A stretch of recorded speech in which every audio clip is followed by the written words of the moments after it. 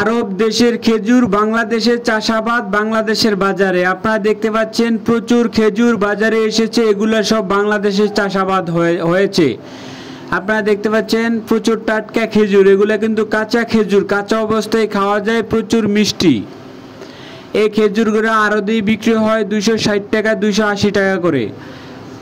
এক ঝুড়িতে 10 কেজি থাকে, 10 কেজি 2800 টাকা বিক্রি করা হয়, 2800 টাকা।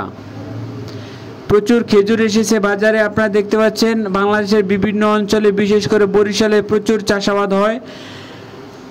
প্রথম অবস্থায় একটু ফলন কম হয়, তারপরে প্রচুর ফলন হয়। এখানে গাড়ি ভরে ভরে ব্যাপারীরা নিয়ে এসেছে, এখানে বিক্রি করছে। আমরা আছি এখন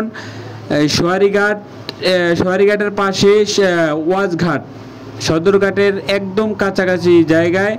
এটা হলো বিখ্যাত ফলের আড়ত। এখানে সব ধরনের ফল পাওয়া যায়, দেশি বিদেশি সব ধরনের ফল পাওয়া যায়।